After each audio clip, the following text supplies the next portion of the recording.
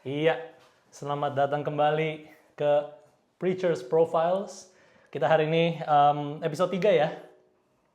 Kita kedatangan tamu jauh-jauh dari Mannheim. Langsung saja kali ya kita sambut ya. Ini dia, Ibu Susi. Halo kalian semuanya. Nah Bu, sebelum kita mulai mungkin banyak yang belum kenal sama Ibu. Boleh tolong introduksikan, perkenalkan diri mungkin. Ya. Nama saya Susi Kranish. Saya tahun 93 datang ke Jerman, tepatnya di Mannheim. Dan saya memulai ibadah atau persekutuan di Mannheim tahun 98. Dan di Mannheim waktu itu belum ada gereja, belum ada persekutuan. Jadi saya mulai dulu dengan anak-anak student. Kemudian setelah itu dibentuklah persekutuan setiap hari Sabtu di Mannheim. Dan setelah lama, kira-kira tahun 2000, Mannheim menjadi gereja. Dan saya sebagai gembala di Mannheim tahun 2001. Gitu. Wah, berarti sudah lama banget ya di Jerman ya Bu ya? Jadi sekitar 23 tahun menjadi hamba Tuhan, dipanggil untuk melayani firman Tuhan. Gitu. Nah, aku pengen tahu dong, awalnya tuh gimana sih Ibu bisa masuk ke pelayanan atau kayak pertama kali dengar suara Tuhan memanggil Ibu kapan? Atau inget gak apa? Jadi waktu itu masih di Indonesia ya, kayak seperti kalian, anak-anak muda gitu. Jadi saya waktu di gereja, waktu umur 14 tahun, saya sering ke gereja. Kemudian saya dibaptis, kemudian setelah itu saya rajin, saya melayani atau memimpin kaum muda. Kalau sekarang namanya Bible Christ ya, persekutuan anak muda, kemudian juga melayani sekolah minggu. Dan tahun 93 saya menikah sama Lothar Kranish dari Mannheim. Dan kami habis menikah langsung ke Jerman. Dan di Jerman saya mencari persekutuan, mencari gereja, tidak ada di Mannheim. Adanya di Frankfurt. Oleh karena itu, karena tidak ada, saya bentuk sendiri persekutuan itu. Dan saya mulai persekutuan itu sampai pada akhirnya yang saya katakan tadi terbentuk menjadi gereja. Dan sampai sekarang saya sebagai gembala GBI Mannheim. Ya. Wah, gitu ya. Keren juga dong. Berarti emang sebagai inspirasi kepada orang lain ya juga ya, yang mungkin di tempat-tempat yang belum ada gereja atau apa bisa mulai persekutuan gitu ya. Apakah ada yang menginspirasikan Ibu mungkin dalam apakah itu cara berkhotbah lah, atau kenapa Ibu mungkin bisa berpikir kita mulai aja deh bikin persekutuan ini gitu. Iya. Jadi waktu itu karena saya masih muda kayak kalian tuh setia ya melayani Tuhan, udah mulai pelayanan. Jadi pendeta saya yang di Solo di Indonesia namanya Gereja Injil Sepenuh ya, Gereja Bethel Injil Sepenuh di Solo. Dia waktu itu menubuatkan gitu, Ibu Susi akan jadi pendeta. Dan saya waktu itu agak-agak ragu-ragu dan agak sedikit tertawa gitu, mana bisa gitu ya. Waktu itu saya masih kuliah ya. Tapi udah dinubuatkan sama pendeta saya yang di Solo bahwa kamu akan jadi kamu di Indonesia, kamu di Solo, kamu akan jadi pendeta gitu. Dan saya nggak pernah menyangka sama sekali saya malah menikah sama orang Jerman, dan itu nggak mungkin gitu kalau jadi pendeta ya. Tapi ternyata malah setelah saya di Mannheim, Tuhan panggil saya gitu untuk melayani kaum muda, yaitu ada anak student, dan kita mulai dengan anak student. Karena yang waktu saya datang ke Jerman, saya itu rindu ada gereja gitu, dan itu nggak ada, dan adanya cuma di Frankfurt tuh terlalu jauh, 60 menit ya, 60 menit dari Mannheim ke sana. Dan sedangkan di Mannheim tuh banyak sekali orang-orang Indonesia yang membutuhkan pelayanan, yang mereka juga terdiri dari student, ibu rumah tangga, dan juga family gitu. Jadi saya pikir ya udah saya mulai dulu. Jadi Saya main gitar, saya khotbah, saya masak, saya semuanya gitu. Mulai dari gereja dibentuk pertama kali juga gitu. Dan karena saya melayani anak student, saya mendapatkan tempat dari namanya ESG, Evangelische Studentengemeinde. Gratis tempatnya karena memang itu untuk anak-anak student. Jadi kita boleh pakai dan sampai sekarang. Sampai sekarang 23 tahun ya di sana. Puji Tuhan, lama banget ya itu ya. Ya, gila. gitu, ya. Tadi Ibu sempat mention setia ya. Iya. Kita sebagai orang Kristen, termasuk aku juga kadang-kadang sulit menurut aku untuk setia. Iya. Apa yang membuat Ibu tuh bisa terpelihara dalam iman gitu setiap hari? Apakah itu dengan saat teduh lah, atau berdoa, atau apakah itu? Ya, kalau saya mulai dengan maksud saya sering bergaul dengan Tuhan, berdoa tiap pagi, habis berdoa baca renungan, baca firman Tuhan atau baca Alkitab. Dan karena kita sering kontak dengan Tuhan, kita menjadi peka akan suara Tuhan gitu, peka akan suara Roh Kudus. Dia sering berbicara dalam hati gitu, misalnya diingatkan suamimu belum bertobat, suamimu Kristen KTP, ya orang Jerman kan Kristen KTP. Jadi waktu itu saya mulai persekutuan itu juga dengan namanya menanggung salib ya, salib saya sendiri juga berat, tambahin salib suami saya gitu ya.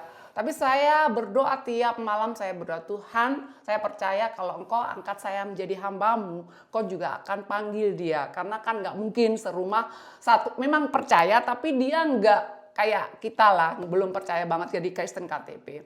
Jadi saya mulai dengan, saya ajak dia untuk mengantar di persekutuan itu. Waktu itu dia masih marah-marah, jadi nganter sampai di depan gereja, pintunya dibanting, terus dia ngebut pulang. Itu pertama kali, berapa bulan saya doakan terus, saya menangis tiap malam, saya menangis berlutut di hadapan Tuhan, Bapak tolong saya gitu ya. Akhirnya setelah berapa bulan dia mau masuk, lihat-lihat dulu persekutuan itu. Setelah dia selesai gitu, berapa bulan kemudian atau 1 tahun tepatnya, dia ikut di dalam Bible Christ itu, dengerin, karena anak student bisa jemain gitu. Saya yang bawa Bible Christ. Terus akhirnya tahun 99 dia dibaptis. 99. Iya, baptis air. Jadi Erwachsene Taufe yang seperti Jerman ini ya, sama pendeta Obaja di Frankfurt. Jadi setelah itu dia bertobat dan sekarang ya aktif melayani. Di mana ada dia, di saya ada. Maksudnya ada saya, ada dia. Saya juga dia melayani sekarang rajin gitu. Jadi mulai dari pergumulan kita dengan Tuhan, atau bersekutu dengan Tuhan, setia, dan itu akan diberikan kepekaan kepada kita gitu. Iya. Puji Tuhan. Luar biasa itu cerita. Emang caranya Tuhan emang suka misterius, tapi memang terjadi sih emang. Iya. Jadi saya sebenarnya dalam hal ini menyandang atau memikul 2 salib. Tapi saya percaya gitu bahwa kalau Tuhan sendiri juga mengajarkan kita mengikut Tuhan itu nggak baik-baik saja. Kita kadang-kadang ada pergumulan ya. Dan saya mulai dengan mengalah dulu untuk memenangkan jiwa. Jadi kalau saya waktu itu juga ngotot sama dia, sampai sekarang mungkin dia belum percaya. Tapi karena saya bilang saya mengalah untuk memenangkan jiwa, saya lakukan itu gitu. Sampai sekarang saya bisa menangkan jiwa dia, dan banyak juga jemaat-jemaat yang anak-anak student yang datang yang boleh dimenangkan jiwanya gitu ya. Luar biasa ceritanya emang. Iya. Nah, tapi emang ini kan Ibu Susi yang sebagai pelayan ya. Di luar pelayanan, apa yang misalnya Ibu Susi suka lakukan? Misalnya hobikah, atau mungkin ada fun fact tentang Ibu yang mungkin nggak banyak orang yang tahu, atau mungkin bisa mengejutkan orang? Maksudnya apa itu? Ya misalnya pekerjaan atau apa? Boleh juga, atau hobi pun juga boleh. Gitu. Ya, salam. Di sini saya di Eropa saya bekerja sebagai accounting, dan itu full time juga, atau full time 8 jam, dan itu tidak mudah sebagai pendeta juga bekerja ya. Karena di Eropa ini saya katakan dengan jujur, di sini kita nggak bisa full time, maksudnya menggantungkan kepada jemaat gitu. Justru prinsip saya malah menolong jemaat. Jadi bukan kita menerima dari jemaat, tapi kalau bisa saya malah menolong jemaat. Jadi saya tetap bekerja, dan saya katakan bahwa seluruh pendeta-pendeta yang ada di Eropa mereka juga bekerja. Jadi tidak gampang gitu jadi pendeta di sini, tapi juga terpuji Tuhan ya. Tuhan tuh selalu menuntun gitu. Kalau kita memang mendahulukannya dalam Matius 6 ayat 33, carilah dahulu kerajaan Allah dan kebenarannya, maka semuanya ditambahkan.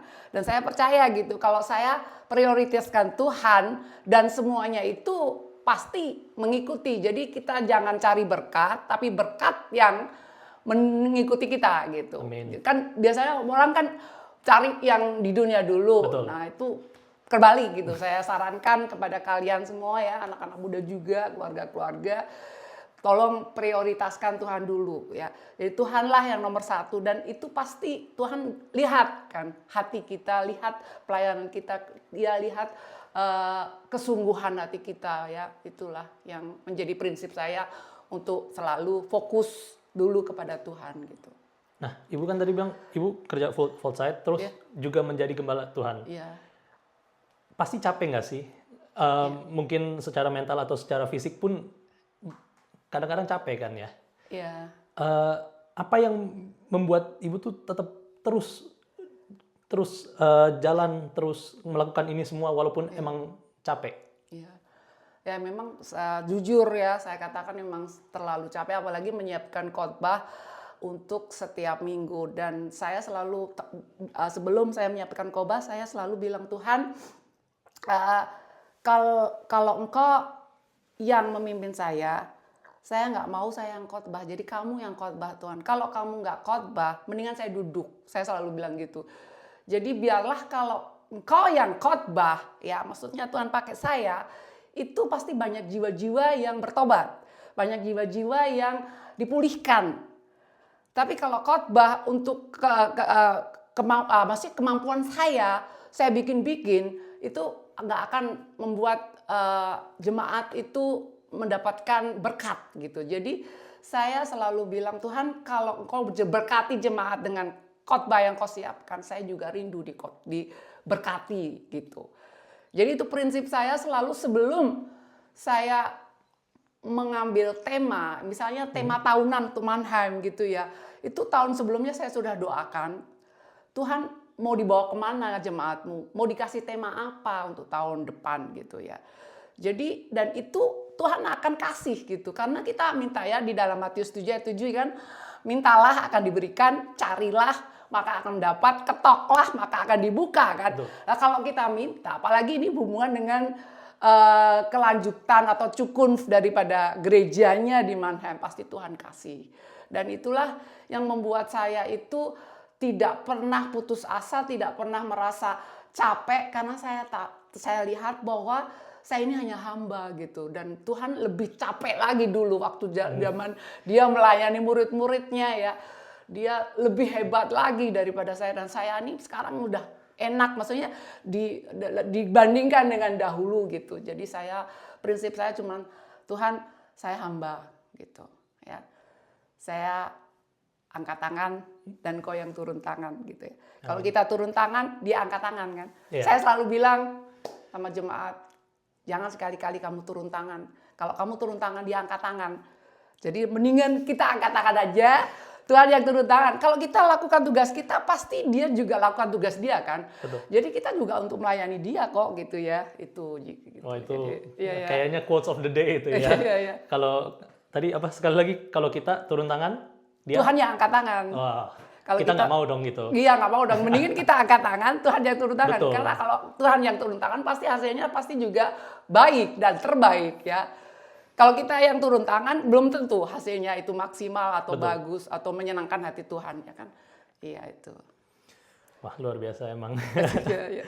Mungkin untuk icebreaker sedikit, kita mau main games ya. Iya, boleh. Kecil-kecilan. Ya. Jadi aku di sini ada siapin 16 kejadian yang tercatat di Alkitab. Ntar aku mau aku kasih 2. Ntar Ibu tinggal pilih yang mana yang Ibu pengen lihat dengan mata sendiri.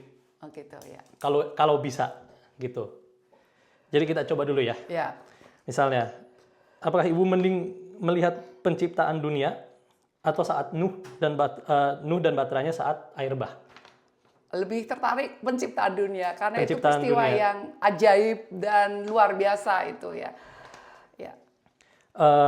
Melihat 10 tulah di Mesir atau Musa membelah Laut Merah? Musa membelah Laut Merah ya.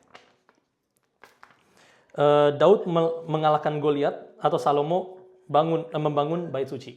Salomo membangun bait suci. Elia memanggil api dari sungai di Gunung Karmel atau Yunus di dalam ikan besar? Yunus di ikan besar ya. Kayaknya lumayan interesting ya itu ya. Hidupnya di dalam ikan besar ya. Ikan besar. Ya. Berikutnya, kelahiran Yesus di Bethlehem atau Yesus mengubah air menjadi anggur? Yesus mengubah air menjadi anggur. Seru juga ya. Yesus memberi makan 5.000 orang atau Yesus berjalan di atas air? Yesus memberi makan 5.000 orang ya. Itu salah satu mujizat yang mujizat Tuhan yang lumayan terkenal ya. Lumayan terkenal dan semuanya tahu gitu ya. Iya. Yesus dimuliakan di atas gunung atau transfigurasi atau perjamuan terakhir? Perjamuan terakhir. Dan yang terakhir, pagi kebangkitan atau hari Pentakosta? Kebangkitan Tuhan Yesus. Kebangkitan Tuhan Yesus. Gitulah. Oke. Untuk mungkin untuk kita nutup, apakah Ibu punya pesan atau dorongan untuk jemaat gym ataupun pelayan-pelayan di gym, teman-teman kita yang melayani, atau mungkin specifically untuk yang wanita seperti Ibu, mungkin ada dorongan atau apapun itu? Ya, kalau menurut saya untuk kaum muda, dan saya banyak berkecimpung dengan anak-anak muda di Mannheim itu 50% kaum muda, 5% keluarga-keluarga, tapi juga buat ibu-ibu, jadi jangan pernah menyerah ya. Karena kadang-kadang di dalam saat-saat seperti itu kita diuji gitu. Dan ujian itu adalah untuk supaya kita naik kelas ya. Kalau ujian kan pasti untuk menaik kelas ya. Jadi di dalam ujian itu kadang-kadang ada orang yang aufgeben ya. Udah aku nggak bisa lagi. Padahal justru di situ akan menentukan bahwa kamu itu nanti akan dipakai lebih lagi. Jadi sekali lagi nicht aufgeben, jangan pernah menyerah dan tetap katakan bahwa Tuhan itu kalau kita melangkah satu langkah, Tuhan itu sebenarnya sudah melangkah 10 langkah. Jadi dari kitanya gitu, Tuhan kadang-kadang menguji kita, coba sampai di mana kamu. Jadi kalau kita nggak mau melangkah, Tuhan akan tetap diam. Tapi kalau kita mulai berani melangkah satu langkah, dia sebenarnya sudah mendahului kita. Dia udah ada di sana gitu. Jadi saya katakan sekali lagi, biarlah apa yang terjadi dengan kejadian di dalam mungkin anak-anak studi dengan sekolah, dengan masa depan, atau rumah tangga dengan keluarga, jangan sekali-kali meninggalkan ibadah di dalam Tuhan. Maksudnya bukan ibadah di gereja saja, tapi juga ibadah di dalam rumah sendiri. Karena ibadah itu sebenarnya bukan di gereja, tapi ibadah itu kehidupan kita sehari-hari gitu. Di tingkah laku kita sehari-hari, kita di mana kita berada itu ibadah kita gitu. Jadi ya itu tadi mulailah dengan hal-hal yang kecil, mulai melangkah. Karena orang-orang yang tidak berani melangkah, dia tidak akan pernah naik tafel yang sudah Tuhan berikan gitu kan. Setiap masing-masing pribadi punya tingkat-tingkat level tertentu kan, dan Tuhan tidak mengendaki kita semua bayi kan.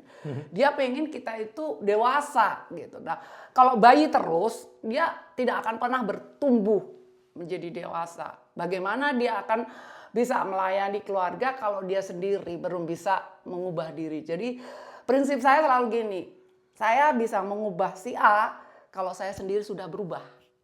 Jadi kalau saya sudah berubah, saya bisa merubah A gitu. Jadi waktu ya seperti suami saya berubah dulu, baru saya bisa merubah dia.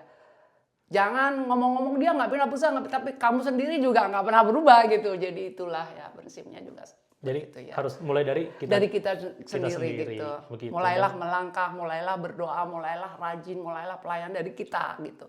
kita akan melihat gitu nanti hasilnya itu Tuhan yang memberikan kan. Amin. Ya seperti tabur tuai kan. Ya. Kalau kita menabur kita akan pasti menuai. Kita rajin setia, kita akan menuai kesetiaan ya.